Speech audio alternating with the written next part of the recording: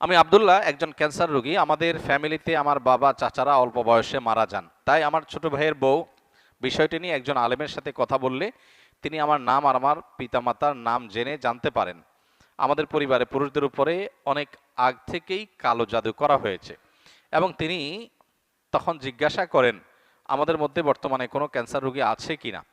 যেহেতু অনেক আগেই কালো জাদু করা হয়েছে, তাই সেটি দূর করা নাকি অনেক কষ্টকর হবে। কোরআন ও হাদিসের আলোকে আমি এর সমাধান চাচ্ছি, আর যাতে আমাদের পরিবারে কেউ ক্ষতিগ্রস্ত না হয় তার জন্য কি করণীয় দয়া করে জানাবেন। দেখুন, ব্ল্যাক ম্যাজিকের সাথে ক্যান্সারের একটা যোগসূত্রের কথা অনেক অভিজ্ঞ এবং নির্ভরযোগ্য রাকিদের কাছ থেকে আমি শুনেছি। তারা তাদের অভিজ্ঞতার কথা বলেছে যে ক্যান্সারের মতো দুরারোগ্য ব্যাধি এর সাথে ব্ল্যাক ম্যাজিকের কানেকশন অনেক বেশি। কিন্তু এখানে যেটা বলা হলো যে কোনো ব্যক্তির নাম পিতার নাম জেনে ওই বংশের সবাই ডায়াগনোসিস করা হচ্ছে, অনেক নির্ভরযোগ্য রাখিদের মতে এটা সঠিক নয়।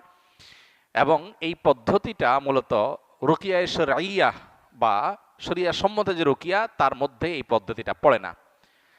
রুকিয়া শরিয়ার সবচাইতে সহজ এবং স্বাভাবিক পন্থা হলো ডায়াগনোসিসের, যে কোরআনে কারিমের তেলাওয়াত, রুকিয়ার আয়াতগুলোর তেলাওয়াত এবং এ জাতীয় বিষয়াশয়গুলো যখন করা হয় তখন রোগী তার মধ্যে একটা অবস্থার পরিবর্তন হয়, অস্থিরতা আর না হলে প্রশান্ত অনুভব করা, এগুলো দেখে মোটামুটি রাকিরা নিরূপণ করেন যে সে এফেক্টেড কিনা।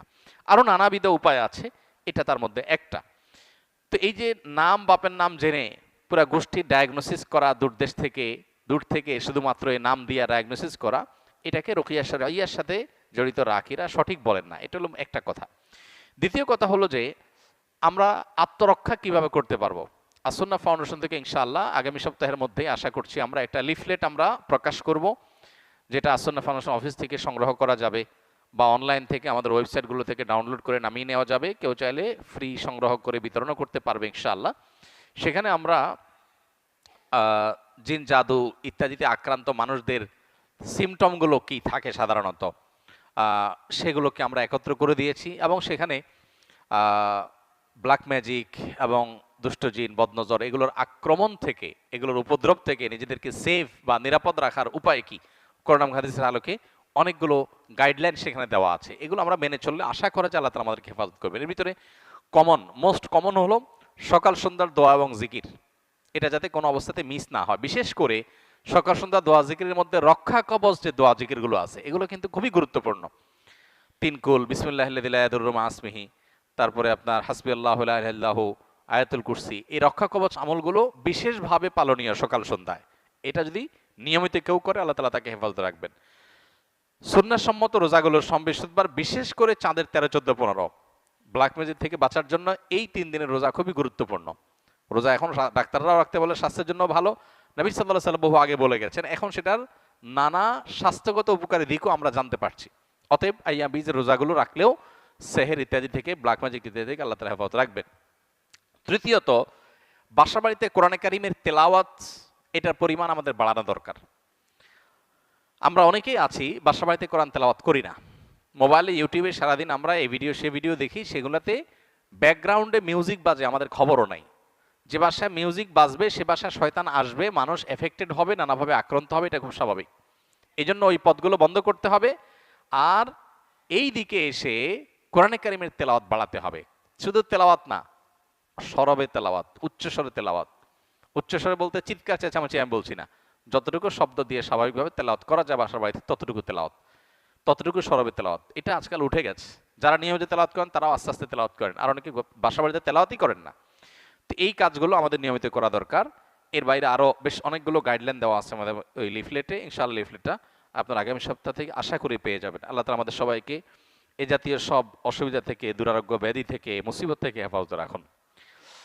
বেশ কিছুদিন আগে আমার পরিবারের একজন সদস্য জাদুগ্রস্ত হয়েছিল। তখন আমার এবং আমার পরিবারের সদস্যদের রুকিয়া সম্পর্কে তেমন সঠিক ধারণা ছিল না। রোগীর অবস্থা খুবই ভয়ঙ্কর এবং অস্বাভাবিক হওয়ায় ইচ্ছা না থাকার পরেও কবিরাজের কাছে নিয়ে যেতে হয়। কবিরাজ থাকার ঘরে এবং রোগীর শরীরে রাখার জন্য কিছু তাবিজ দেয়, কিন্তু আমি আপনার এবং আরও আলেমদের বক্তব্য দেখেছি এই ধরনের পরিস্থিতি থেকে পরিত্রাণ পাওয়ার জন্য বাড়িতে বেশি বেশি আয়াতুল কুরসি, সূরা বাকারা, ইখলাস, ফালাক, নাস তেলাওয়াত করতে এবং অডিও প্লে করতে বলেছেন। সেই অনুযায়ী আমল করেছি পরিবারের সকলে।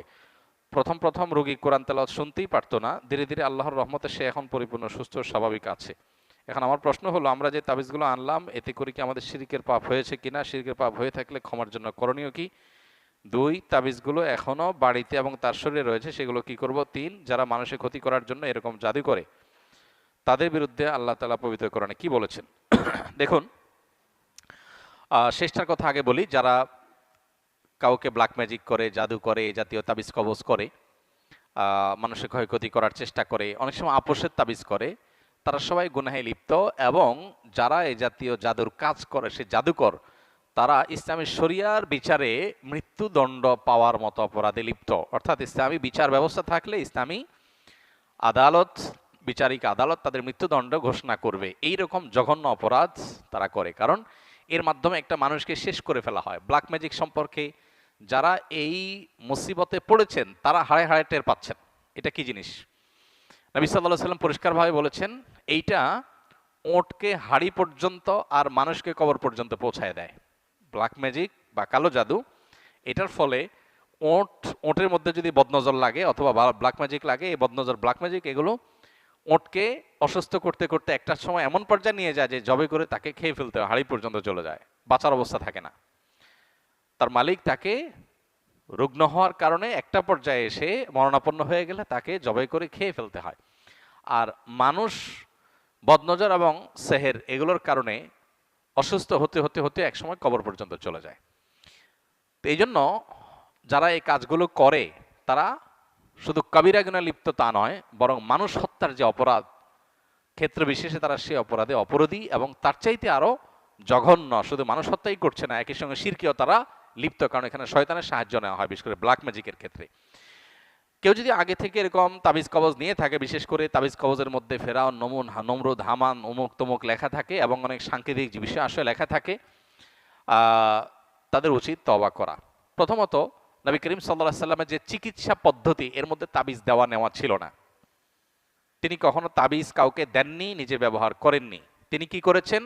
ঝাড়ফুঁক করেছেন, কোরআনে কারিমে আয়াত পড়ে ফু দিয়েছেন, অন্যকে দিয়েছেন। এটা হলো সুন্নাহসম্মত ট্রিটমেন্ট।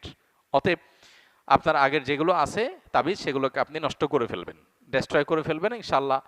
আর ইতিপূর্বে যে করা ভুল, কবিরাজের কাছে আপনি গিয়েছেন, ভুল ভাল কাজ করেছেন, সেজন্য আল্লাহর কাছে তওবা করবেন, সংকল্প করবেন ইনশাআল্লাহ। আশা করি যে আল্লাহ তাআলা আপনাকে মাফ করবেন।